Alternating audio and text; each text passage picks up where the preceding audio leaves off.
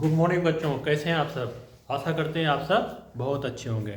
हम लोग पढ़ रहे हैं फ्रांस की क्रांति। फ्रांस की क्रांति के 2 लेक्चर हो गए हैं। हम लोगों ने अभी तक पढ़ लिया है कि फ्रांस कैसे संवैधानिक राजतंत्र बनता है। ठीक है, तो आज हम लोग पढ़ेंगे कि फ्रांस में जो राजतंत्र था, जो संवैधानिक राजतंत्र था, उसका कैसे उन्मूलन होता है, उसका कैसे विनाश होता है और उसके बाद कैसे फ्रांस राजतंत्र से गणतंत्र बनता है। ठीक है, तो सबसे पहले हम थोड़ा सा अभी तक हमने जो पढ़ा है उसको एक रिवाइज कर लेते हैं कि फ्रांस कैसे जो है राजतंत्र वहां पर कैसे समाप्त होता है और एक संवैधानिक राजतंत्र बनता है और उस संवैधानिक राजतंत्र के बाद कैसे गणतंत्र बनता है। तो हम सबसे पहले थोड़ा सा जो पिछले 2 लेक्चर हैं उनको रिवाइज कर लेते हैं और उसके बाद हम आगे बढ़ते हैं। ठीक है, हम क्या पढ़ रहे हैं? फ्रांस की क्या पढ़ रहे हैं? फ्रांस की क्रांति पढ़ रहे हैं। तो आप सब जानते हैं कि क्रांति क्या होती है? एक उथल पुथल जो व्यवस्था में परिवर्तन लाती है। ठीक है, तो रिवाइज करते हैं। तो फ्रांस का राजा कौन था? 1774 ईस्वी में फ्रांस का राजा लुई 16वां गद्दी पर बैठता है। जब वो गद्दी पर बैठता है तो बड़ा निर्दयी शासक होता है। ठीक है, बहुत निरंकुश शासक होता है, जनता से उसको कोई मतलब नहीं होता है। गद्दी पर बैठने के बाद उसका राजकोष क्या होता है? खाली होता है, खजाना खाली होता है, ऊपर से 12 अरब लिब्रे का उस पर कर्ज होता है। हमने ये पढ़ लिया था भाई। जब वो खजाना भरेगा, कहाँ से भरेगा? जनता पर टैक्स लगाएगा। जनता पर फिर वो क्या करता है? टैक्स लगाता है। मगर जनता भी हमने देखा था कि जनता 3 वर्गों में बटी हुई थी। समाज 3 वर्गों में बटा हुआ था। एक प्रथम स्टेट, दूसरा द्वितीय स्टेट, तीसरा तृतीय स्टेट था। ठीक है, यहां तक हम लोगों ने पढ़ लिया था कि समाज देखो लुई 16वां गद्दी पर बैठता है। कब बैठता है? 1774 ईस्वी में गद्दी पर बैठता है। ठीक है, जब गद्दी पर बैठता है तो क्या होता है? खजाना उसका खाली होता है। खजाना क्या होता है? खाली होता है। खजाने को भरने के लिए वो क्या करेगा? कर लगाएगा, टैक्स लगाएगा, कर लगाएगा। और कर किस पे लगाएगा? जनता पर। ठीक है, जनता पर कर लगाएगा। मगर हमने पढ़ा था कि वहां का फ्रांस का समाज, फ्रांस की जनता कितने वर्गों में बटी हुई थी? 3 वर्ग में बटी हुई थी। कितने वर्गों में बटी थी? 3 वर्गों में बटी हुई थी। कौन कौन से 3 वर्ग थे? प्रथम स्टेट, द्वितीय स्टेट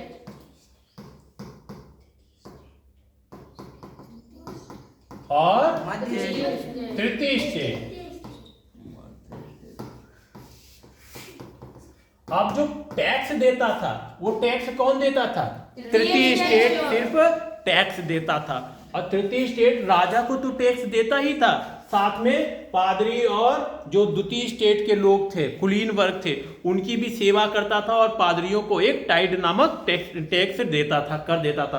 तो देखो जो तृतीय स्टेट के लोग थे कितना ज्यादा परेशान थे कि नहीं? एक तो वो बेचारे वो राजा को टैक्स दे और दूसरा पादरी को टाइड नामक एक धार्मिक कर दे और तीसरा जो द्वितीय स्टेट के कुलीन वर्ग थे उनके घर में जाएं, सेवा करें जाके, उनके घर में जाकर बेगारी करके करें जाके, उनको उपहार दें जाके। तो बेचारे कितना परेशान थे। और ये वैसे भी तृतीय स्टेट के लोग परेशान थे, गरीब थे, दिहाड़ी मजदूर काम करने वाले लोग थे।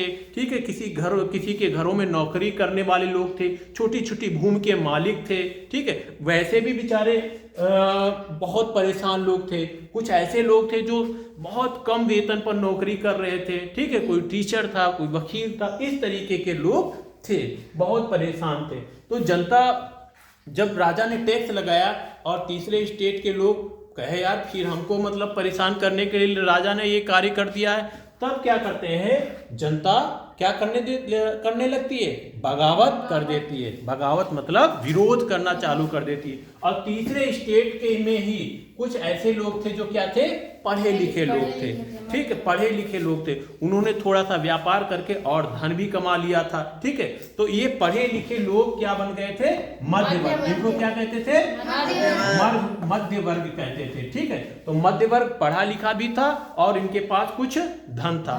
ये उस समय के जो बड़े बड़े विचारक होते थे, उस समय के बड़े बड़े दार्शनिक जो होते थे, उनके विचारों से प्रभावित थे। किताबें पढ़ते थे, अखबार पढ़ते थे। उनको लगता था कि भाई राजा अगर गलती करेगा तो हम उसका विरोध कर सकते हैं। राजा के पास सभी शक्तियां नहीं होनी चाहिए। ठीक है, तो उन्होंने इन बातों को पढ़ा और खुद पढ़ा, और दूसरे जो इनसे नीचे के लोग थे और गरीब लोग थे, जो पढ़े लिखे लोग नहीं थे, वहां जाके चौपालों में बैठते थे, चाय की दुकानों पर बैठते थे, जहां जहां जनता इकट्ठा होती थी वहां जाकर उस जनता को समझाते थे कि नहीं भाई, राजा अगर गलत कर रहा है तो क्या करना है? हमें इसका विरोध करना है, राजा को गद्दी से हटा देना है। अब पूरी जनता क्या हो गई थी? जागरूक हो गई थी। कह रही थी ठीक है, अब हम तो अगर राजा गलती करेगा हम इसको क्या करेंगे? सत्ता से हटा देंगे। उस समय भाई फ्रांस की जनसंख्या बढ़ ही रही थी। ठीक है, मगर जो है जमीन का टुकड़ा तो उतना ही था, जमीन तो उनके पास उतनी थी, उपज कोई नहीं बढ़ रही थी। अब जनसंख्या बढ़ गई थी, उपज नहीं बढ़ गई रही थी, तो जनता के पास खाने के लिए दिक्कतें बढ़ने लगी थी। ऊपर से अगर कोई जो है प्राकृतिक आपदा आ जाए, कोई अकाल आ जाए, ठंड के कड़ाके की ठंड के मारे फसल चौपट हो जाए, तो खाने के और लाले पड़ जाते थे। ठीक है, ऐसी ही हालत फ्रांस में उस समय हुई। कड़ाके की ठंड पड़ी और पूरी फसल क्या हो गई? चौपट हो गई। फसल चौपट हो गई। जो शेष फसल बची हुई थी उसको जो बड़े बड़े व्यापारी थे वो क्या कर रहे थे? अपनी गोदामों में रख रहे थे। कह रहे थे कि और जो दाम बढ़ेगा तब और ज्यादा हम मुनाफा कमाएंगे। ये बातें कर रही थी। जनता बहुत परेशान थी कि यार बताओ यार, एक तो हमारे पास खाने भर का है नहीं, और ऊपर से जो व्यापारी लोग थे वो फसलों को जो है अपने जो गोदामों में भर रहे हैं। बहुत परेशान थी भाई। एक दिन राजा रानी का काफिला निकलता है, रानी को देखते हैं और जनता जो है उनसे त्राय त्राय करने लगती है कि भाई हमको रोटी चाहिए, रोटी चाहिए, रोटी चाहिए, कुछ खाने को हमारी तरफ भी देखो। रानी क्या कहती है कि अरे रोटी नहीं है तो केक खा लो। जनता और कहती है यार कि ये कैसी उग्र स्वभाव की रानी है, ये कहती है हमको केक खा लो, हमारे पास रोटी खाने को पैसा नहीं है और ये हमसे कह रही है कि केक खा लो। फिर धीरे धीरे क्या होता है कि राजा स्टेटस जनरल की सभा बुलाता है। ठीक है, वो सभा कब होती है? 5 मई 1789 को सभा होती है। उस स्टेटस जनरल की सभा में तीनों वर्ग के लोग उपस्थित होते हैं। ठीक है, तीनों वर्ग के लोग उपस्थित होते हैं, मगर उसमें तीसरे स्टेट्स की बात को माना नहीं जाता है। इसलिए तीसरे स्टेट्स के लोग वहां नाराज होकर सभा छोड़कर चले आते हैं और 20 जून को वो क्या कर लेते हैं? नेशनल असेंबली बना लेते हैं। 20 जून को नेशनल असेंबली बना लेते हैं और शपथ लेते हैं कि अब हम एक संविधान बनाएंगे और वो संविधान क्या करेगा? राजा पर अंकुश लगाएगा। ठीक है, उस संविधान के अनुसार ही राजा को कार्य करना पड़ेगा। फिर क्या होता है? धीरे धीरे जब विरोध और बढ़ जाते हैं, गांव देहातों में विरोध होने लगते हैं, राजा को लगता है कि अब हमें इस नेशनल असेंबली की, यहाँ के लोगों की बातों को मानना पड़ेगा। अगर हम यहाँ के लोगों की बातों को नहीं मानेंगे तो क्या हो सकता है? हमारी गद्दी जा सकती है, हमको जो है यहाँ गद्दी से उतारा जा सकता है। फिर राजा क्या करता है? उस संविधान की बात, वो जो नेशनल असेंबली की बात थी, उस नेशनल असेंबली की बात को क्या कर लेता है? मान लेता है। ठीक है, और क्या बन जाता है? फ्रांस अब संवैधानिक राजतंत्र। क्या बन जाता है? फ्रांस अब क्या बन जाता है? राजतंत्र। ठीक, अब राजा तो है मगर राजा पर किसका अंकुश है?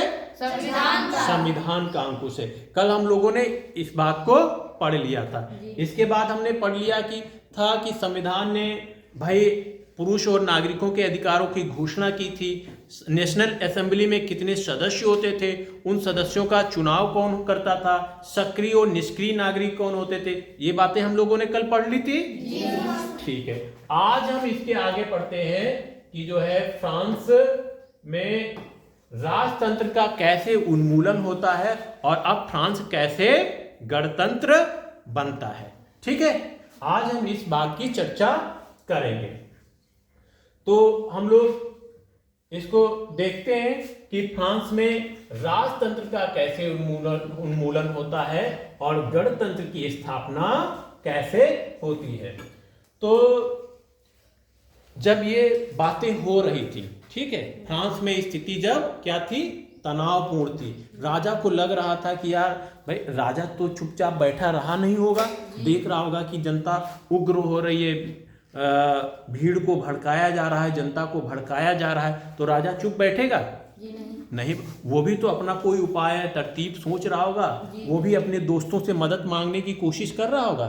तो जब फ्रांस में ये स्थितियां थी, ठीक है, जनता वहां उग्र हो रही थी, ठीक है, राजा के खिलाफ मोर्चाबंदी कर रही थी, तब राजा भी क्या कर रहा था, अपने पड़ोसी देशों से, पड़ोसी राज्यों से, जैसे प्रसा, ठीक है, ऑस्ट्रिया, ये पड़ोसी राज्य थे। यहाँ पर अब ऑस्ट्रिया से तो उसका बहुत ही खास नाता था। क्यों नाता था? क्योंकि वहां की राजकुमारी से तो उसका विवाह ही हुआ था, तो भाई उसका तो वहां ससुरालय था, तो उनसे मदद मांगेगा कि नहीं मांगेगा? उनसे भी मदद मांग रहा था, प्रसा से भी मदद मांग रहा था कि भाई देखो हमारे वहाँ स्थिति बहुत खराब है, आओ हमारी मदद करवा के। अब वो राजा, प्रसा और ऑस्ट्रिया के राजा अब क्या करने लगे थे, विचार करने लगे थे कि बात सही है। ऑस्ट्रिया का राजा कहने लगा कि यार हमारा जो संबंधी क्या है, खतरे में है, और हम काहे ने उसकी मदद करें जाके। वो भी सोचने लगा था। तब तक क्या हुआ, जो नेशनल असेंबली थी, ठीक है, नेशनल असेंबली थी, नेशनल असेंबली ने क्या किया कि जो है वहां पर 22 अप्रैल को एक प्रस्ताव पारित किया। क्या प्रस्ताव पारित किया कि जो फ्रांस के पड़ोसी राज्य हैं और जहां पर अभी भी निरंकुश राजतंत्र है, हम क्या करेंगे, उन पर हमला करेंगे। ठीक है, हमारा देश उन पर क्या करेगा, हमला करेगा और वहां के निरंकुश राजतंत्र को समाप्त करेगा। वहां पर भी संविधान, फ्रांस जैसे व्यवस्था वहां पर भी लागू की जाएगी। ठीक है, जब तक राजा ये सोच रहा था कि भाई हमको कोई पड़ोसी देश आकर मदद करें आकर, तब तक अप्रैल में ये प्रस्ताव पारित हो जाता है। अप्रैल 1792 ईस्वी में ये प्रस्ताव पारित हो जाता है और वहां पर क्या होता है, फ्रांस जो नेशनल असेंबली थी उसने क्या किया, प्रस्ताव पारित कर दिया कि अब हम जो इसके पड़ोसी देश हैं, जहां पर भी निरंकुश राजतंत्र अभी है, वहां पर क्या कर देंगे, हम हमला कर देंगे। फ्रांस के पड़ोसी देश कौन कौन से थे? प्रसा था। कौन था? प्रसा था। ठीक है, प्रसा, ऑस्ट्रिया, ठीक है, इन राज्यों पर उसने क्या कर दिया, हमला करने का तैयारी कर दी। ठीक है, किसने? जो नेशनल असेंबली थी। ठीक है, हाँ, उन्होंने प्रस्ताव पारित कर दिया कि अब हम इन देशों पर हमला करेंगे। इसके लिए क्या हुआ, इसके लिए जो है फ्रांस के हजारों, फ्रांस की जनता को, जो फ्रांस की जो तमाम जनसंख्या थी, ठीक है, जनता थी, उनको क्या किया गया, इकट्ठा किया गया। कहा गया कि नहीं, अब जैसे हमारे यहाँ व्यवस्था खराब है, आप ऐसे ही जो हमारे पड़ोसी राज्य हैं उनके वहाँ हम, अगर निरंकुश राजतंत्र है, उनके वहाँ हम हमला करेंगे। हजारों स्वयंसेवियों को क्या कर लिया गया, भर्ती किया गया। हजारों स्वयंसेवी आ गए अस्त्र शस्त्र लेकर कि हम एक अपने पड़ोसी राज्यों पर, जहां पर निरंकुश राजतंत्र है, वहां पर क्या करेंगे, हम हमला करेंगे। ठीक है, उनको हम जीतेंगे। ठीक है, बहुत सारे स्वयंसेवी इकट्ठा हो गए। ठीक है, इसी में जो है एक देशभक्ति का गान करते हुए लोग इकट्ठा हो रहे थे। ठीक है, तो एक कवि हुए हैं, द राजेट द लाइन। कौन? द राजेट द लाइन। वो कवि हुए हैं, उनकी कविता थी मार्सिले। क्या थी? मार्सिले। ठीक है, तो मार्सिलेस के लोग उस कविता को गाते हुए जा रहे थे। ठीक है, कि भाई अब हम सेना में भर्ती होंगे और जहां जहां हमारे फ्रांस के आसपास निरंकुश राजतंत्र है वहां पर हम क्या करेंगे, हमला करेंगे, वहां पर हम जो है क्या करेंगे, हमला करेंगे और उनको क्या करेंगे, सबक सिखाएंगे। ठीक है, तो वो मार्सिलेस गाते हुए क्या कर रहे थे, जा रहे थे। और फिर यही मार्सिले क्या हो गया, फ्रांस का राष्ट्रगान बन जाता है। क्या बन जाता है, फ्रांस का राष्ट्रगान बन जाता है। यही मार्सिले फ्रांस का क्या बन जाता है, राष्ट्रगान बन जाता है। अब उन पड़ोसी राज्यों को तो जनता ने क्या कर लिया था, जीत लिया था। पड़ोसी राज्यों को जनता ने जीत लिया था, मगर उस क्रांतिकारी युद्ध में क्या हुआ कि घरों से जो पुरुष लोग थे वो तो भाई युद्ध मोर्चे पर चले गए थे, सेना में भर्ती होने चले गए थे, मगर घरों पर कौन रह गया था, महिलाएं रह गई थी। महिलाओं के कंधों पर बहुत सारा बोझ आ गया था। ठीक है, वही अपना घर अब क्या कर रही थी, संभाल रही थी। तो एक चीज यहां पर उस क्रांतिकारी युद्ध में वहां के क्रांतिकारियों ने एक चीज सोची कि यार हमने अपना सर्वस्व तो गंवा दिया है, हम युद्ध मोर्चे पर आ गए, हमारे घर में महिलाएं हैं जो घर का कार्य कर रही, हमारे घर की स्थिति भी खराब हो गई है। इस क्रांति से हमें मिला क्या है, इस क्रांति से उनको कुछ मिला था, गरीब वर्ग को कुछ मिला था। गरीब वर्ग को सिर्फ इतना ही मिला था कि भाई अब जो फ्रांस की जो है राजतंत्र, जो निरंकुश राजशाही थी, उस पर अब एक अंकुश लग गया था, संविधान को। इसके अलावा कुछ वहां उनको मिला था, इसके अलावा कुछ उनको मिला था, नहीं मिला था। मिला किनको था, जो अमीर लोग थे भाई, वही तो सक्रिय नागरिक थे, वही तो वोट डाल सकते थे।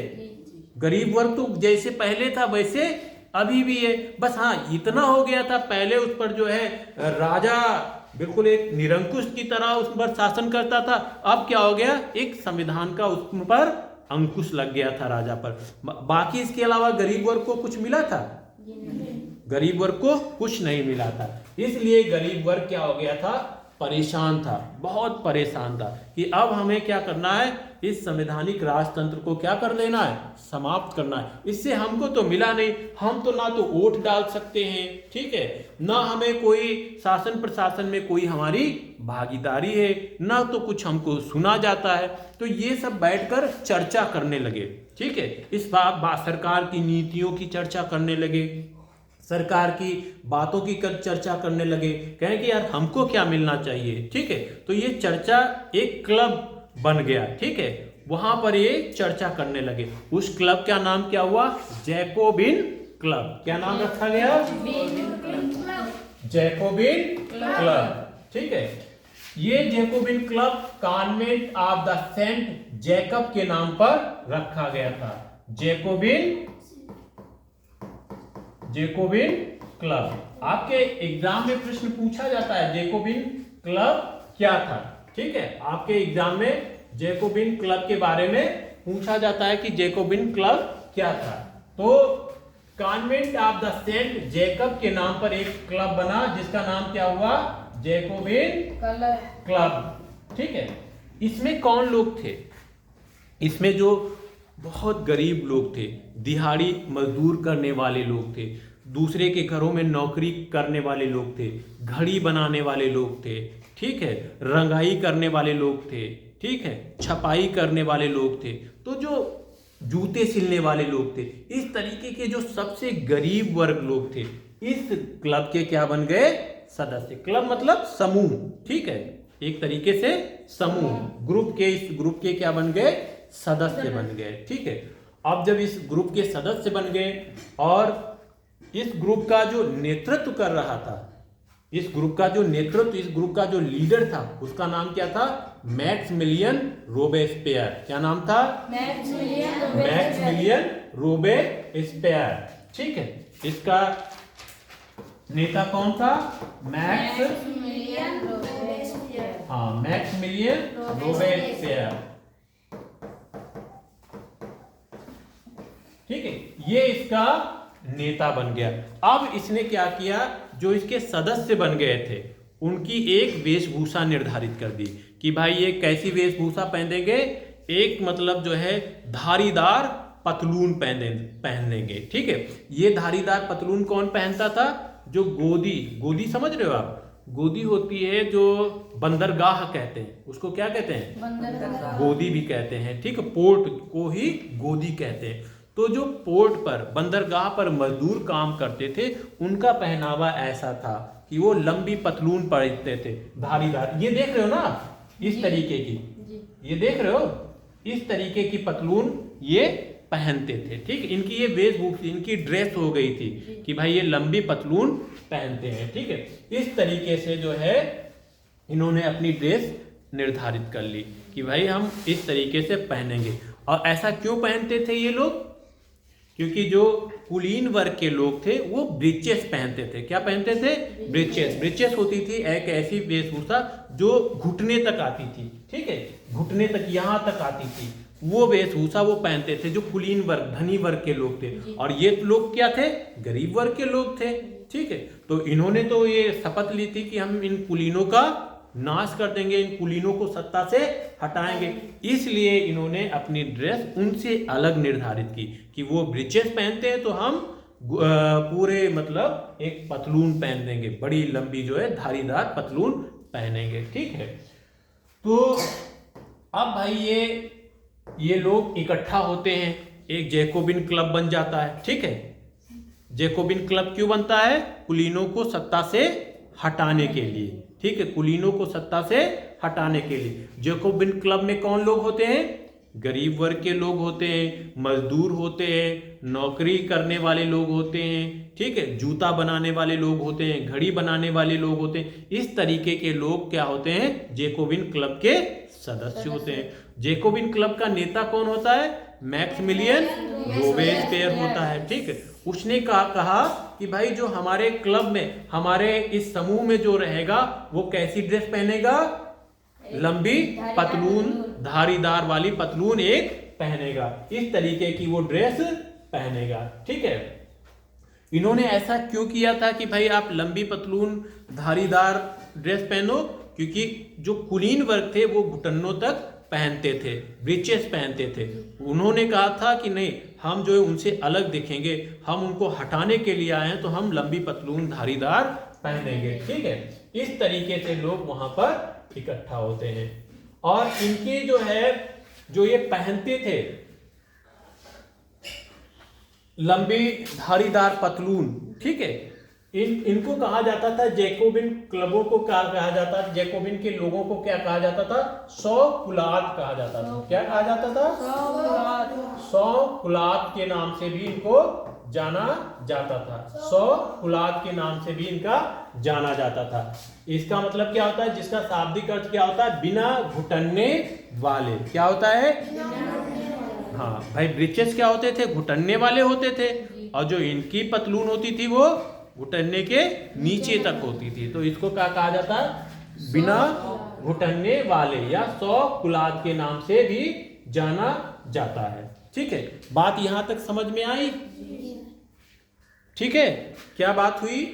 बात ये हुई कि भाई वहां पर संवैधानिक राजतंत्र आ जाता है, ठीक है। जनता तो उग्र हो रही थी, जनता तो जो है राजा को हटाने के लिए प्रयास कर रही थी, मगर राजा भी तो कुछ कर रहा होगा। तो राजा ने क्या किया? अपने पड़ोसी देशों से मदद मांगी, पड़ोसी से देशों से मदद मांगी। इससे ही पहले नेशनल असेंबली ने क्या कह दिया कि वो पड़ोसी देशों से युद्ध करने का प्रस्ताव पारित कर दिया। भाई युद्ध हो, अब युद्ध कैसे होगा? जब सेना होगी। तो नेशनल असेंबली ने लोगों से आह्वान किया कि आओ सेना बनाओ और हम अपने इन पड़ोसी देशों में जहां जहां निरंकुश राजशाही है उनका क्या करते हैं? अंत करते हैं। हजारों की, लाखों की संख्या में स्वयंसेवी आने लगे, सेना में भर्ती होने लगे। जब स्वयंसेवी आ रहे थे तो वो क्या कर रहे थे? देश के तराने गाते हुए आ रहे थे, गीत गाते हुए आ रहे थे। उसी में एक लाइल का रचना है, लाइल की गीत था। क्या नाम था उसका? मार्सिले, ठीक है। क्या नाम था उसका? मार्सिले। मार्सिले नाम था। मार्सिले गीत को गाते हुए लोग अपने देश की तरफ, अब उन युद्ध मोर्चों की तरफ बढ़ रहे थे, ठीक है। तो धीरे धीरे वही मार्सिले क्या हो गया? फ्रांस का राष्ट्रीय गीत हो गया, राष्ट्रीय गान हो गया। आज भी फ्रांस का जो है राष्ट्रीय गान है, राष्ट्रगान मार्सिले आज भी फ्रांस का वही चल रहा है। ठीक है, फिर देखते हैं धीरे धीरे क्या होता है कि जो हजारों की संख्या में स्वयंसेवी आए थे, उन्होंने अनुभव किया कि यार हमको तो कुछ मिला नहीं है, हमको इस युद्ध के अलावा कुछ नहीं मिला। युद्ध के अलावा हम तो अपना घर बार भी छोड़ कर आए, हमारे घर में जो हमारी बच्चे थे, हमारे घर में जो महिलाएं थी, बेटियां थी, वो उनके कंधों पर घरों की जिम्मेवारी आ गई, वही घर संभाल लें, और उनकी हालत भी दिन प्रतिदिन क्या हो रही है, दयनीय हो रही, खराब हो रही। अब मिला इसमें किसको है, जो अमीर वर्ग के, भाई उन्हीं को तो मिला था, वही वोट डालते थे, हमें तो कुछ नहीं मिला। तो उन्होंने कहा कि हम इस व्यवस्था को क्या कर देते हैं, परिवर्तित कर देते हैं, इस व्यवस्था को हटा देते हैं। अब भाई ये सब चर्चा होने लगी, धीरे धीरे 1 मिले, 2 मिले, 4 मिले, फिर ऐसे हजारों की संख्या में लोग मिलने लगे। फिर उन्होंने एक क्लब बना लिया, क्या नाम उसका रखा, जैकोबिन क्लब। उसमें सिर्फ कौन लोग होते थे, जो बहुत गरीब होते थे, ठीक है, मजदूर, नौकर, घड़ी बनाने वाले, इस तरीके के लोग सभी होते थे। अब वो भाई एक बड़ी संख्या में हो गए, तो कहा नहीं हमारी क्या होगी, अब एक ड्रेस होगी। ठीक है, ड्रेस कैसी बताया, जो पहले कुलीन लोग, अमीर लोग, धनी लोग पहनते थे, उनसे हम अलग पहनेंगे, क्योंकि हमें क्या करना, उनको सत्ता से हटाना, उनसे अलग दिखना है, तो हम उनसे अलग ड्रेस पहनेंगे। ठीक है, वो अपनी एक अलग ड्रेस निकाल लिए। ठीक है, इन जैकोबिनों को क्या कहा जाता था, 100 कुलात के नाम से भी जाना जाता था। इनका नेता कौन था, मैक्सिमिलियन रोबेस्पियर था। ठीक है, अब ये धीरे धीरे इनकी संख्या क्या होने लगी, बढ़ने लगी, बहुत बढ़ने लगी। ठीक है, अब ये और ज्यादा नाराज होने लगे। भाई बहुत गरीब लोगों में वैसे भी क्या होती है, बहुत ज्यादा नाराजगी होती। अब इनकी संख्या और ज्यादा बढ़ने लगी।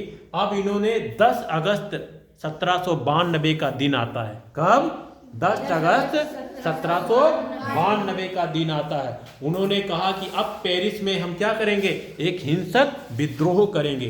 क्यों, क्योंकि महंगाई लगातार बढ़ रही थी। उस सरकार ने काम इस विषय पर किया ही नहीं था, ना वस्तुओं के दामों को निर्धारित किया था, ना महंगाई पर नियंत्रण किया था, लोग परेशान थे।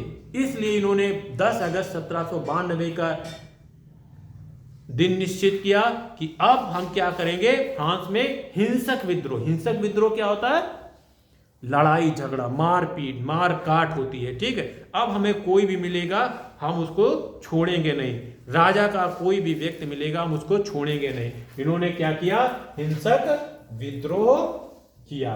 कब, 10 अगस्त 1792। इन्होंने ट्यूलेरिया के महल पर धावा बोला। ट्यूलेरिया का जो महल था, वो वहां कौन रहता था, राजा रहता था। लुई 16वां वहीं पर अभी भी रहता था। 1792, 10 अगस्त 1792 को ट्यूलेरिया के महल पर इन्होंने धावा बोला, और वहां पर राजा के जो रक्षक थे उनको क्या कर दिया, मार डाला। ठीक है, राजा को पकड़ लिया और न्यायालय के हवाले कर दिया। ठीक है, इनके हाथ में, अब किसके हाथ में सत्ता आ गई, जैकोबिन के हाथ में सत्ता आ गई। अब इन्होंने क्या किया भाई, तुरंत ही क्या कर दिया, पहले वोट देने का अधिकार किनको था, जो संपत्तिवान लोग थे ना, जो 3 दिन की मजदूरी के हिसाब का कर देते थे, उन्हीं को वोट देने का अधिकार था ना। अब जब इनके हाथ में उस दिन 10 अगस्त 1792 को जब इनके हाथ में सत्ता आ गई, तब कहा कि नहीं भाई, अब क्या कर सकते हैं, 21 वर्ष का कोई भी व्यक्ति हो, ठीक है, कोई भी व्यक्ति, उसके पास संपत्ति हो या ना हो, वो सभी क्या कर सकते हैं, वोट दे सकते हैं, वोट डाल सकते हैं। इन्होंने ये बदलाव कर दिया।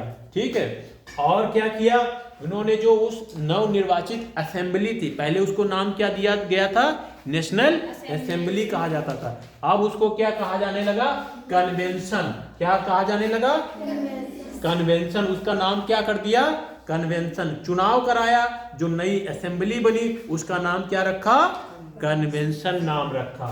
इसके अलावा जो है 21 सितंबर, ये डेट निश्चित कर, डेट याद कर लो, कौन सी डेट, 21 सितंबर नहीं, 10 अगस्त को तो विद्रोह होता है, हिंसक प्रदर्शन होता है।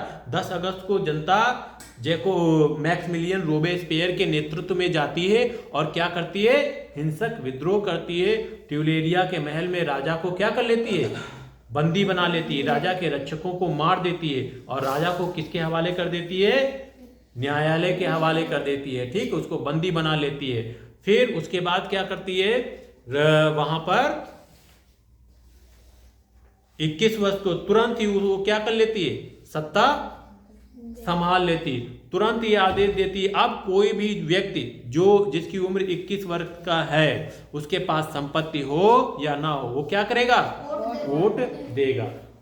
चुनाव होते हैं, वोट एक फिर नेशनल असेंबली बनकर आती है, मगर उस नेशनल असेंबली का नाम अब क्या रखा जाता है, कन्वेंशन नाम रखा जाता है। अब जब वहां पर 21 सितंबर, कौन, 21 सितंबर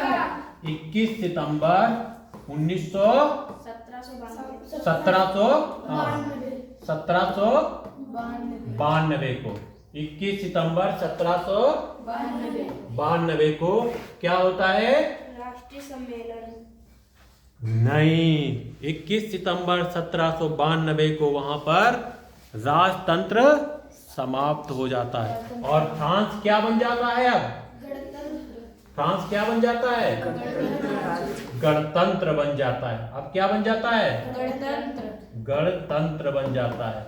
इस दिन राजतंत्र क्या हो जाता है, ये तारीख याद रखना, ठीक है। 21 सितंबर को फ्रांस में राजतंत्र समाप्त हो जाता है और गणतंत्र बन जाता है। गणतंत्र क्या होती है, गणतंत्र क्या होता है, जहां पर सरकार या उसका कोई भी प्रतिनिधि क्या होता है, चुना हुआ होता है, चुनाव के द्वारा आता है, उसको हम क्या कहते हैं, गणतंत्र कहते हैं। क्या कहते हैं, गणतंत्र कहते हैं, ठीक है।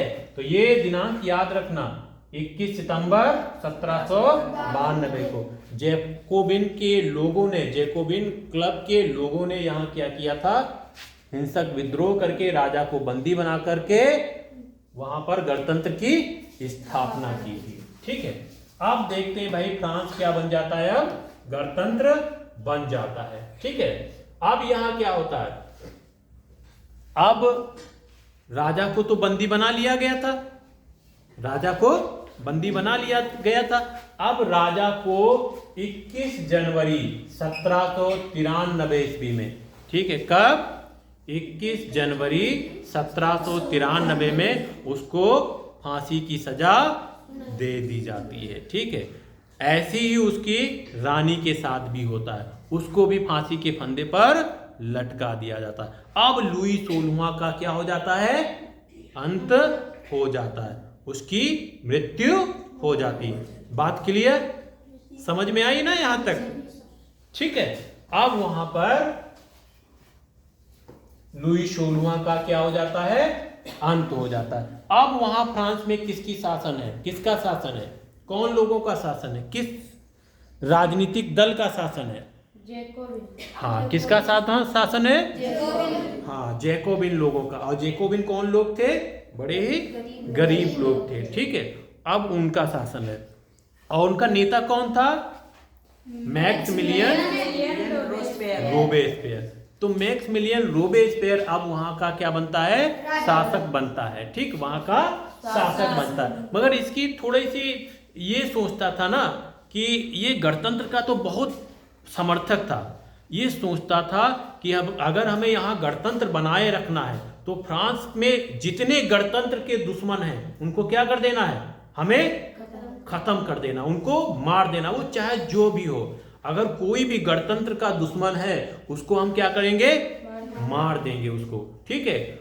इसलिए इसके शासनकाल को क्या कहा जाता था, आतंक का राज। क्या कहा जाता था, आतंक का राज, क्योंकि इसने इतना ज्यादा, ये एक हिसाब से तो सही था, अपने देश के लिए तो ये बड़ा स्वामी भक्त था, देशभक्त था, मगर जो है उसमें क्या हुआ, जो तनिक भी इसकी जो है विचारधारा के खिलाफ था, जो तनिक भी गणतंत्र का विरोधी था, जो तनिक भी उसको लगता था कि ये देशद्रोह कर रहा है, तो उसको क्या कर देता था, मार देता था, ठीक है। उसको अभी हम आगे पढ़ेंगे, एक ग्लोटिन मशीन थी, उस मशीन पर रखा जाता था और उसकी गर्दन को धड़ से अलग कर दिया जाता। फांसी नहीं दी जाती थी, क्या की जाती थी, गर्दन धड़ से अलग कर दी जाती थी। गुलोटिन था एक, उस पे वहां इसको सजा दी जाती थी और अंत में इसके साथ भी वही हुआ। ठीक है, मगर अभी हम लोग पहले जान लेते हैं अब क्या है 1793 से 1794 का समय। ठीक है, हमने अभी जान लिया पहले फ्रांस में राजा था। ठीक है, राजा के बाद वहां कैसी व्यवस्था आई, संवैधानिक राजतंत्र हुआ। फिर संवैधानिक राजतंत्र के बाद वहां जब समाप्त हुआ तो कौन सा आया, गणतंत्र। ठीक है, इसी गणतंत्र में जो मैक्सिमिलियन रोबेस्पियर का शासनकाल था 1793 से 1794 तक, इसी समय को क्या कहा जाता था, आतंक का राज। हमने बताया ना क्यों आतंक का राज कहा जाता था, क्योंकि ये इतना कठोर था कि जो गणतंत्र के विरुद्ध बोलता था उसको ये क्या कर देता था, मार देता था। जो इसकी नीतियों की आलोचना करता था उसको मार देता था। इसलिए इसके शासनकाल को क्या कहा जाता था, आतंक का राज कहा जाता था। ठीक है, अब हम लोग देखते हैं कि रोबेस्पियर ने क्या किया। ठीक है, इसने क्या किया, मजदूरी एवं कीमतों की अधिकतम सीमा तय कर दी थी। गोश्त एवं पाव रोटी की क्या कर दी थी, राशनिंग कर दी थी। ये उसके सुधार थे। ठीक, मैक्सिमिलियन रोबेस्पियर के ये क्या थे, सुधार थे। किसानों को अपना अनाज शहर में ले जाकर सरकार द्वारा तय कीमत पर बेचना तय कर दिया गया था। और क्या था, जो अपेक्षाकृत सफेद आटा था, ठीक है, उसके इस्तेमाल पर ये रोक लगा दी। ठीक है, अब क्या कहा गया कि समता रोटी बनेगी। समता रोटी मतलब सभी एक समान की रोटी खाएंगे। ठीक है, उसका नाम क्या रखा गया, समता रोटी। आचार व्यवहार के नियम लागू कर दिया गया। पहले क्या कहा जाता था, जो बड़े व्यक्ति होते थे उनको क्या कहा जाता था, मानश्योर, और जो महिलाएं होती थी उनको क्या कहा जाता था, मदाम कहा जाता था। अब कहा गया नहीं, अब जो सभी नागरिकों को एक ही शब्द से संबोधित किया जाएगा। क्या, सितोयेन नागरिक पुरुषों के लिए और सितोयीन इस शब्द से सबको क्या किया जाता था, निर्देशित किया जाता था। ठीक है, इस तरीके से सबको निर्देशित किया जाता था। बाद में हम लोग देखते हैं कि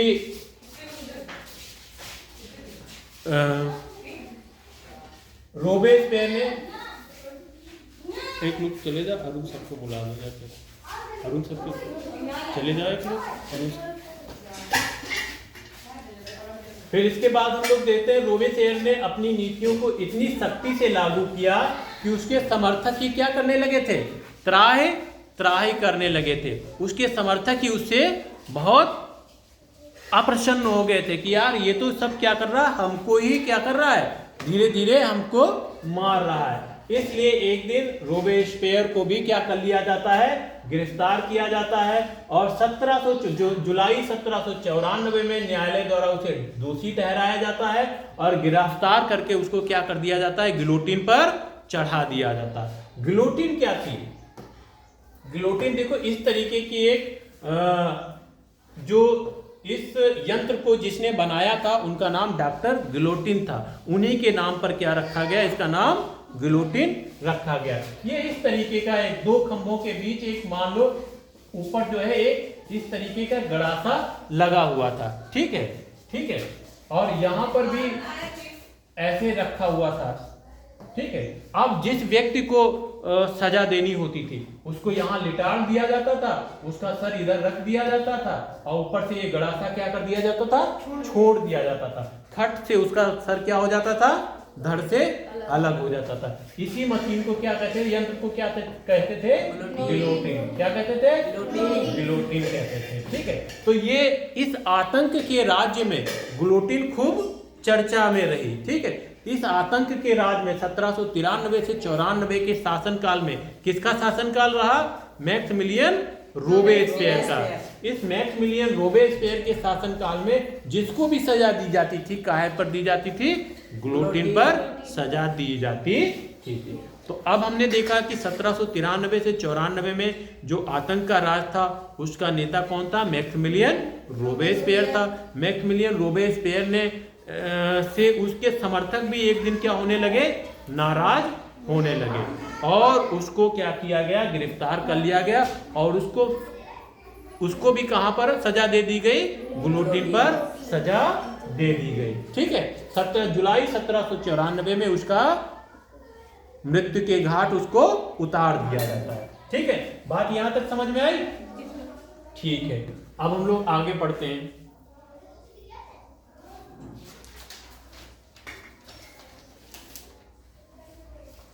जो ये क्रांतिकारी सरकार थी, ये जैकोबिन क्लब की जो सरकार थी, ठीक है, इसने जनता से तमाम तरीके से वफादारी हासिल करनी चाहिए। उसने क्या किया, एक प्रकार के उत्सवों का आयोजन किया, एक गौरवमय इतिहास की आभा को संप्रेषित करने के लिए प्राचीन यूनान व रोम की सभ्यताओं के प्रतीकों का इस्तेमाल किया।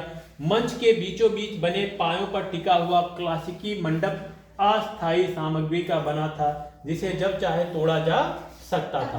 उन्होंने तमाम तरीके से कहा कि भाई जनता हमारे समर्थन में बनी रहे, मगर उसकी नीतियां, मैक्सिमिलियन रोबेस्पियर की नीतियां कुछ ऐसी थी कि उसके समर्थक ही उससे क्या हो गए, एक दिन नाराज हो गए और जुलाई 1794 में जो गुलोटिन मशीन से जो है अन्य लोगों का सर धड़ से अलग करता था, एक दिन उसका भी सर उसी से अलग कर दिया गया। ठीक है, अब इसके बाद हम लोग पढ़ते हैं, वहां पर किसका शासन आता है, डायरेक्टरी का शासन।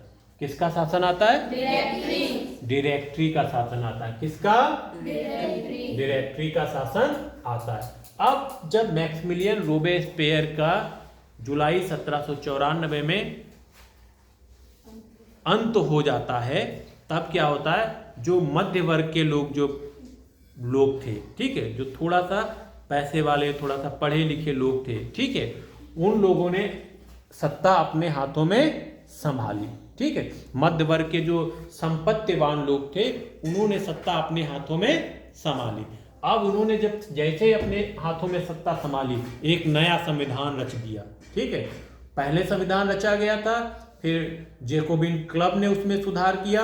अब जैसे जैकोबिन क्लब की सत्ता गई, मैक्सिमिलियन रोबेस्पियर जो सत्ता से बाहर हुआ, वैसे ही जो मध्य वर्ग आया और मध्य वर्ग ने जब अपनी सत्ता संभाली, तो इसने भी एक नया संविधान क्या किया, बनाया।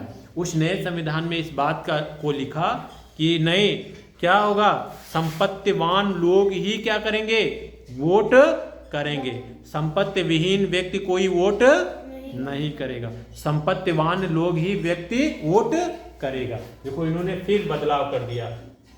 इस संपन्न तबके ने संपत्तिवान लोगों को ही वोट करने का अधिकार दिया। ठीक है, संपत्ति विहीन तबके को मताधिकार से वंचित कर दिया। इन्होंने 2 विधान परिषदें गठित की। ठीक है, कहा कि अब जो है मैक्सिमिलियन रोबेस्पियर के समय क्या था कि एक व्यक्ति ही सब कुछ शासन संभाल रहा था, इसलिए शासन व्यवस्था इतनी निर्दयी हो गई थी। अब एक व्यक्ति नहीं, अब क्या होगा, 2 विधान परिषदें होंगी, चुनी हुई विधान परिषदें होंगी, और उन विधान परिषदों से 5 व्यक्ति जो होंगे वो क्या होंगे, कार्यपालिका के सदस्य होंगे, डायरेक्टरी के सदस्य होंगे। वही लोग क्या करेंगे, शासन करेंगे। और उस डायरेक्टरी पर किसका अंकुश होगा, विधान परिषदों का अंकुश होगा। किसका अंकुश होगा, विधान परिषदों का अंकुश होगा। ठीक है, देखो इस तरीके से जब क्या होता है, 1700 जुलाई 1794 में जैकोबिन या मैक्सिमिलियन रोबेस्पियर की क्या हो जाती है, मृत्यु हो जाती है। जैकोबिन सरकार का अंत होता है। फिर इसके बाद कौन सत्ता गद्दी संभालता है, मध्य वर्ग के लोग आते हैं। ठीक है, मध्य वर्ग के लोग आते हैं।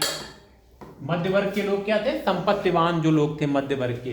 ठीक है, मध्य वर्ग, देखो तृतीय स्टेट में 2 तरीके के लोग थे ना, एक तो बिल्कुल ही गरीब थे, एक जो कुछ संपत्तिवान थे जो है। तो मध्य वर्ग में जो संपत्तिवान लोग थे वो सत्ता संभालते हैं। ठीक है, इन्होंने क्या किया, तुरंत संविधान बदल दिया। क्या किया, नया संविधान बनाया। ठीक है, नया संविधान बनाते हैं और उस नए संविधान में इस बात का उल्लेख करते हैं कि अब कोई संपत्तिहीन व्यक्ति मताधिकार नहीं करेगा, उसके मतों को हटा दिया। ठीक है, और एक ऐसी व्यवस्था बनाई कि अब क्या होंगी, 2 विधान परिषद होंगी। क्या होंगी? 2 चुनी हुई विधान परिषद। ठीक है, विधान परिषद होंगी। ठीक है, और इस विधान परिषद से ही जो 2 विधान परिषद होंगी, इससे ही 5 सदस्य जो होंगे वो क्या करेंगे, कार्यपालिका, जिसको क्या कहते थे, डायरेक्टरी। क्या कहते थे? डायरेक्टरी कहते थे। ठीक है, यही डायरेक्टरी क्या करेगी, पूरे फ्रांस पर अब शासन करेगी। ठीक है, पूरे फ्रांस पर यही डायरेक्टरी शासन करेगी। मगर हुआ क्या, ये व्यवस्था तो बहुत अच्छी थी। हुआ ये कि जब डायरेक्टरी के जो 5 सदस्य थे, ठीक है, ये कोई अपनी बात कहते थे, कोई नीतियां बनाते थे, तो विधान परिषद जो क्या करती थी, उसका विरोध करती थी। या विधान परिषद कोई बात कहती थी तो डायरेक्टरी के लोग उसका क्या करते थे, विरोध करते थे। इनमें आपस में क्या होने लगा, झगड़ा होने लगा। ठीक है, अब वहां पर झगड़ा होने लगा तो कभी इस 5 डायरेक्टरी को क्या कर दिया जाता था, बर्खास्त कर दिया जाता था, दूसरी डायरेक्टरी को चुना जाता था। वो डायरेक्टरी आती थी, वो भी अगर उनके अनुरूप कार्य नहीं करती थी तो उसको बर्खास्त कर दिया जाता था।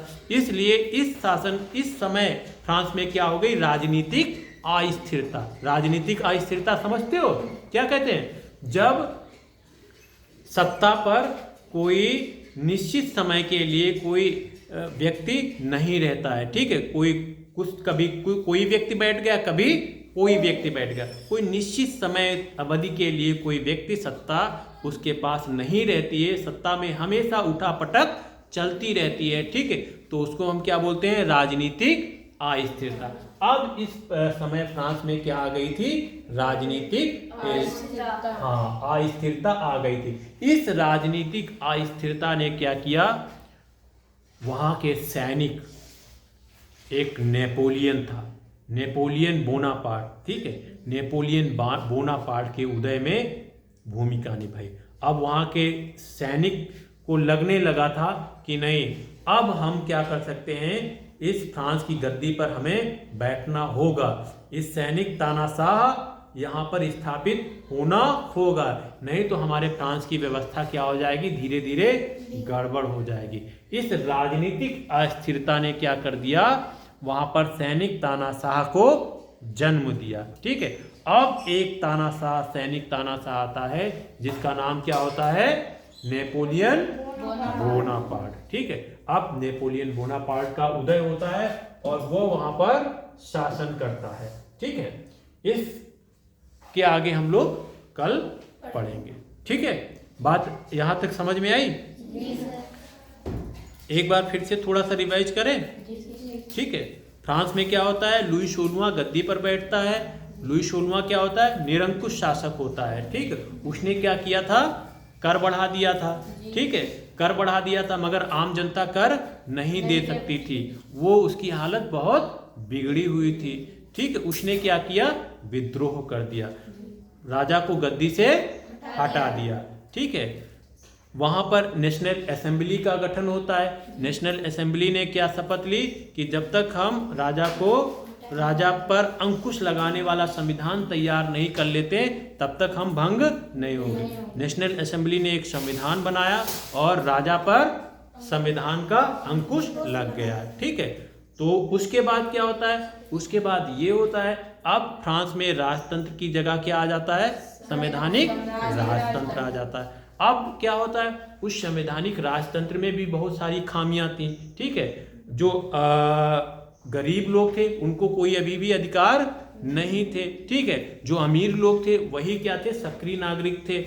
अब जो गरीब लोगों को लगने लगा कि नहीं यार, ये भी बात गलत है, हमको तो इससे मिला ही कुछ नहीं है, हमें सत्ता में क्या मिला है, तो उन्होंने एक क्लब का गठन किया जिसका नाम था जैकोबिन क्लब। उस जैकोबिन क्लब का नेता कौन था, मैक्सिमिलियन रोबेस्पियर। उसने जो है 10 अगस्त को योजना बनाई कहा कि अब हम पेरिस में हिंसक विद्रोह करेंगे। और पेरिस में ही राजा का महल था ट्यूलेरिया, वहाँ पर वो हिंसक विद्रोह करता है। पूरे जैकोबिन क्लब के लोग आते हैं, इकट्ठा होते हैं और राजा के महल को घेर लेते हैं। राजा के जो रक्षक थे उनको मार डाला जाता है और राजा को बंदी बना लिया जाता है। फिर 21 सितंबर 1792 को फ्रांस में राजतंत्र समाप्त हो जाता है और वहां पर क्या आता है? गणतंत्र आता है। ठीक है, गणतंत्र आता है और सरकार का नेता कौन बनता है? Maximilien Robespierre. मगर मैक्सिमिलियन रोबेस्पियर ऐसा व्यक्ति था, वो चाहता था जो भी गणतंत्र का विरोधी है उसको क्या करेंगे? हम मारेंगे। उसने इतना आतंक किया, इतना आतंक किया कि उसके समर्थक ही उससे क्या करने होने लगे? नाराज होने लगे। उनको भी लगने लगा डर कि कहीं ना कहीं हमको ये ना मार दे। फिर एक दिन उसकी भी क्या कर दी जाती है? हत्या कर दी जाती है। जिस गुलोटिन पर उसने तमाम लोगों का सर धड़ से अलग किया था, उसी गुलोटिन पर जुलाई 1794 में उसका भी सर धड़ से अलग कर दिया जाता है। इसके बाद क्या आता है? वहाँ पर जो मध्य वर्ग होता है उसके पास में सत्ता आती है। मध्य वर्ग ने क्या किया कि फिर से संविधान को लिखा और कहा कि भाई अब संपत्तिवान लोग फिर ही क्या करेंगे? वोट करेंगे। जो संपत्ति विहीन जैकोबिन क्लब ने यहाँ पर वोट देने का अधिकार दिया था उनको समाप्त करके संपत्तिवान लोगों को फिर वोट देने का अधिकार दिया और कहा कि अब 2 विधान परिषदें होंगी। वो 2 विधान परिषदों से 5 सदस्य चुने जाएंगे जिन्हें हम क्या कहेंगे? डायरेक्टरी करेंगे। और डायरेक्टरी ही पूरे फ्रांस पर क्या करेंगी? शासन करेंगे। मगर फिर हम देखते हैं कि डायरेक्टरी और विधान परिषद में आपस में खूब झगड़ा होने लगता है। वहां पर एक तरीके से राजनीतिक अस्थिरता आ जाती है। इस राजनीतिक अस्थिरता ने एक सैनिक तानाशाह को जन्म दिया जिसका नाम क्या था? Napoleon Bonaparte. ठीक है, इसके आगे हम लोग कल पढ़ेंगे। ठीक है, ओके, थैंक यू।